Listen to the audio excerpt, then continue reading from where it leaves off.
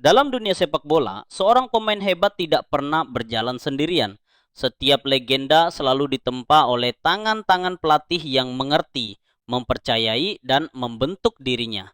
Dan bagi Lionel Messi, perjalanan menjadi pesepak bola terbaik dunia tidak mungkin terjadi tanpa para pelatih besar yang menemaninya sejak kecil hingga menjadi ikon global. Inilah cerita tentang para pelatih yang membangun Messi dan bagaimana Messi juga mengubah mereka. Tahun-tahun awal Messi di La Masia tidak mudah. Ia kecil, pendiam, dan tubuhnya jauh lebih mungil dari pemain lain. Banyak pelatih ragu apakah ia bisa bertahan di sepak bola Eropa. Tapi satu orang melihat hal berbeda. Tito Villanova. Tito berkata pada staf Barca U13, "Jangan lihat tubuhnya, lihat bagaimana bola menempel pada kakinya. Anak ini bukan masa depan Barca, dia masa depan sepak bola." Tito bukan hanya pelatih, ia menjadi mentor yang memahami Messi lebih dari siapapun. Ia memberi Messi kepercayaan, ruang berekspresi, dan yang paling penting, ketenangan. Messi sering mengatakan, "Tito adalah orang yang membuatku percaya bahwa aku bisa sukses." Hubungan Messi dan Tito seperti ayah anak, dan ketika Tito meninggal pada 2014, Messi termasuk orang yang paling terpukul. Itu bukan hanya kehilangan pelatih, tapi kehilangan sosok keluarga. Tahun 2008, Barcelona menunjuk pelatih muda yang belum punya nama besar, Pep Guardiola. Dan dari sinilah segalanya berubah. Pep melihat Messi bukan hanya winger, ia melihat Messi sebagai sumber daya tidak terbatas. Lalu, Pep membuat keputusan paling berani dalam sejarah Barca, menaruh Messi sebagai false 9. Pertandingan pertama konsep itu diuji adalah melawan Real Madrid. Messi kebingungan. Pep memanggilnya dan berkata, "Bergeraklah bebas, tarik bek mereka ke tempat yang tidak mereka suka. Sisanya biar aku yang pikirkan." Hasilnya, Real Madrid hancur. Messi membuka era baru sepak bola dunia. Pep Messi bukan sekedar pelatih dan pemain, itu simbiosis dua otak sepak bola terbaik. Pep pernah berkata, "Saya hanya bisa memberi tata letak. Messi membuat semuanya mungkin." Messi balas berkata, "Pep membuatku melihat sepak bola dengan mata baru." Itu salah satu kolaborasi paling berbahaya dalam sejarah olahraga. Pelatih yang memberi Messi kebebasan total, Luis Enrique. Kalau Pep adalah guru taktik, Luis Enrique adalah pelatih yang mempercayai insting Messi 100%. Pada masa Enrique, trio MSN, Messi, Suarez, Neymar lahir. Messi diberi mandat, bebas, tidak ada zona khusus, tidak ada batasan. Awalnya hubungan Messi dan Enrique tegang. Di salah satu sesi latihan, mereka bahkan hampir bertengkar karena Messi meminta lebih banyak kebebasan. Tetapi justru dari konflik itu, mereka saling memahami. Enrique berkata, "Messi adalah satu-satunya pemain yang tidak perlu aku beri instruksi detail. Dia tahu apa yang harus dilakukan sebelum aku bicara." Di bawah Enrique, Messi bermain seperti seniman tanpa aturan. Hasilnya, treble 2015 dan salah satu sepak bola paling ofensif yang pernah dilihat dunia. Untuk Messi, tantangan terbesar bukan Barcelona, melainkan Argentina. Bertahun-tahun ia dikritik dibandingkan dengan Maradona dan dianggap gagal membawa negaranya juara. Sampai datang orang yang tidak banyak diperhitungkan, Lionel Scaloni. Scaloni tidak mengubah Messi, ia mengubah tim di sekeliling Messi.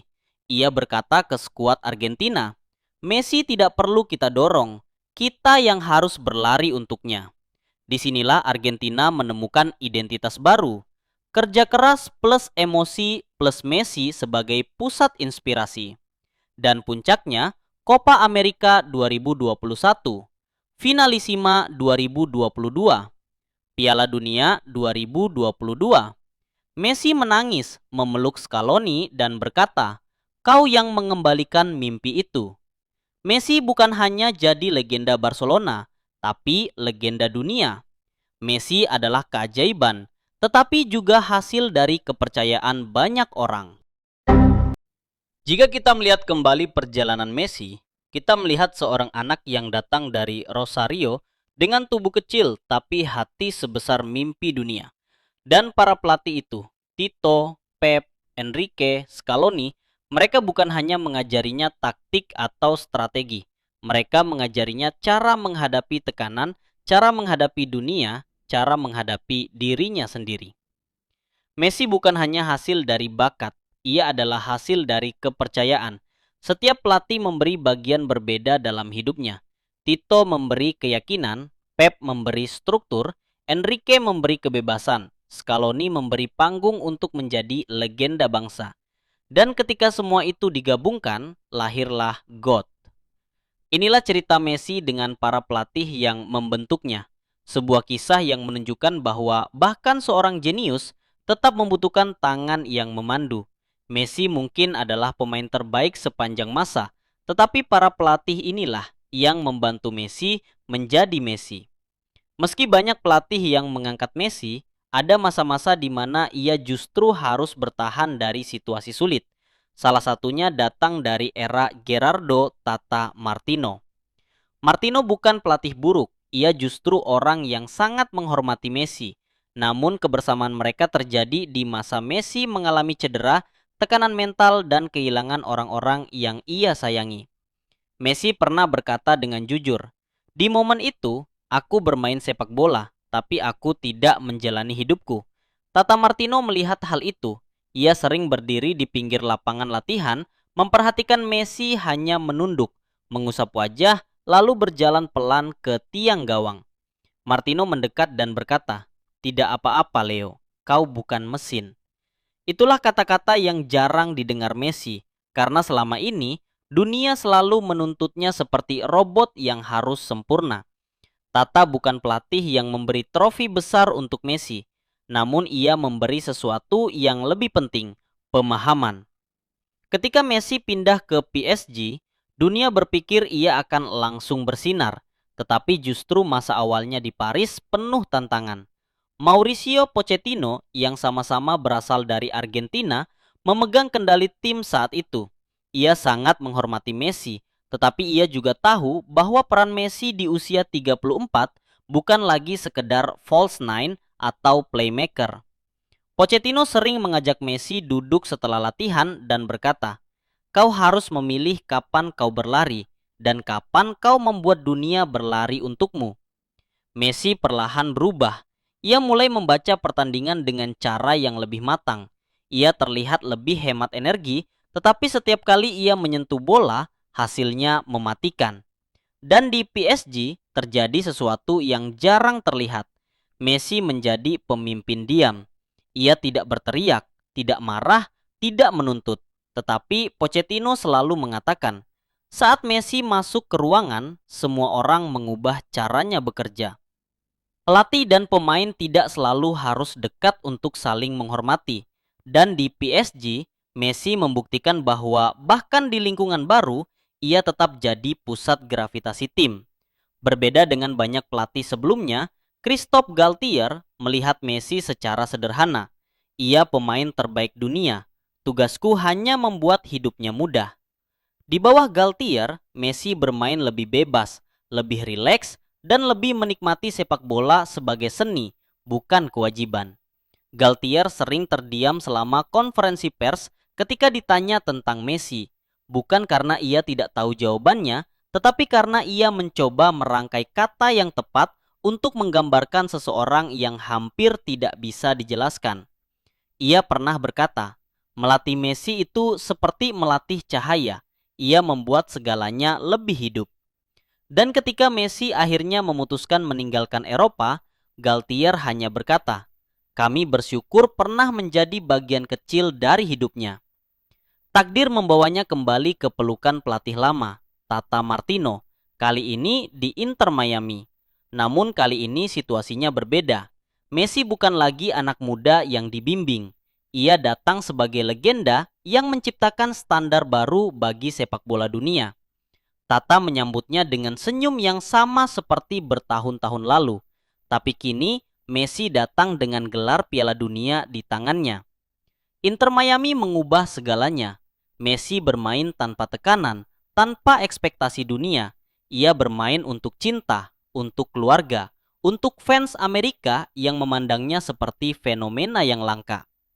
Tata Martino berkata, "Aku pernah melihat Messi yang menderita, yang tertekan, yang kelelahan. Tapi yang ini, Messi yang tersenyum lagi adalah versi favoritku." Di Miami, Messi bukan lagi pemain yang dikejar sejarah. Ia adalah pemain yang menikmati hidupnya. Jika karir Messi adalah sebuah buku legendaris, maka para pelatih ini adalah orang yang membuka halaman pertama. Messi mungkin lahir dengan bakat yang tidak dimiliki siapapun. Namun para pelatih inilah yang menajamkan bakat itu, mengarahkannya, melindunginya, dan akhirnya membiarkannya menjadi keajaiban yang dikenang selamanya. Pada akhirnya, setiap pelatih tidak hanya mengubah Messi, Messi juga mengubah mereka. Dan perjalanan itu belum benar-benar selesai. Sebelum Messi mencium trofi Piala Dunia 2022, ia telah melalui bertahun-tahun kegagalan, dan setiap kegagalan itu meninggalkan luka. Tahun 2014 kalah di final, tahun 2015 dan 2016 kalah di dua final Copa America. Dunia mengatakan Messi tidak akan pernah memberi trofi besar untuk Argentina. Setiap kali ia kembali ke tim nasional, ia membawa bayang-bayang kekecewaan. Dan para pelatih yang datang silih berganti tidak pernah benar-benar menemukan formula yang ini. Ketika Scaloni ditunjuk sebagai pelatih timnas Argentina, banyak orang mengatakan, dia bukan siapa-siapa, dia bukan pelatih besar. Bagaimana mungkin dia mengelola Messi? Tetapi justru itu kelebihannya. Scaloni tidak datang dengan ego, ia datang dengan hati. Ia mendekati Messi bukan sebagai legenda, melainkan sebagai manusia. Scaloni berkata, "Leo, aku tidak akan mengubahmu. Aku hanya akan membangun tim yang layak bermain bersamamu." Untuk pertama kalinya dalam hidup Messi, tim Argentina tidak bergantung padanya, tetapi berlari untuknya. Para pemain seperti De Paul, Paredes, dan Otamendi menjadi benteng emosional Messi, dan Scaloni mengarahkan semuanya dengan tangan yang lembut tapi tegas. Dari sini, api Messi menyala lagi. Copa America 2021 adalah titik balik. Ketika Argentina juara di Maracana, Messi memeluk Scaloni sambil menangis, berkata, "Terima kasih, kau membuatku percaya lagi." Sejak itu Messi berubah. Ia tidak lagi bermain untuk menghindari kegagalan. Ia bermain untuk menikmati setiap detik yang tersisa dalam karirnya.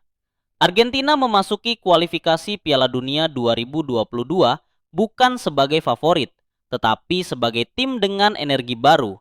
Messi tersenyum lebih sering, bercanda di sesi latihan, memeluk rekan setimnya, dan menari di ruang ganti. Ketika Piala Dunia 2022 dimulai, sebagian orang berkata, Messi sudah terlalu tua. Tapi Messi justru menunjukkan sesuatu yang jauh lebih besar dari fisik. Ia menunjukkan pengalaman seorang raja. Pertandingan demi pertandingan, Messi bermain seperti pria yang hanya punya satu misi, menutup cerita hidupnya dengan cara paling indah. Final dramatis melawan Prancis yang menjadi salah satu final terbaik sepanjang sejarah. Scaloni tidak berteriak banyak dalam final tersebut. Ia berdiri dengan tangan di pinggang, hanya memandangi Messi, karena ia tahu hari ini sepak bola akan memilih sisi. Di Stadion Lusail yang penuh sesak, 18 Desember 2022 berubah menjadi malam yang akan dikenang selamanya. Dua raja masa kini, Lionel Messi dan Kylian Mbappe, berdiri di panggung yang sama, bukan sebagai rekan satu klub, namun sebagai musuh memperebutkan tahta dunia. Babak pertama, Argentina mengamuk. Sejak menit-menit awal, Argentina menunjukkan permainan terbaiknya dalam satu dekade.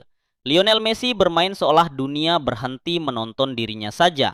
Enzo Fernandez, De Paul, dan McAllister bergerak lincah menekan Prancis. Menit 23, Di Maria dijatuhkan di kotak penalti. Messi maju, satu sentuhan, satu ketenangan, satu gol. 1-0 untuk Argentina, stadion bergetar. Menit 36, sebuah serangan balik sempurna. McAllister mengirim bola ke Di Maria yang menyelesaikannya dengan tenang. 2-0, Prancis terlihat kehilangan arah. Bahkan Kylian Mbappe pun tak berkutik.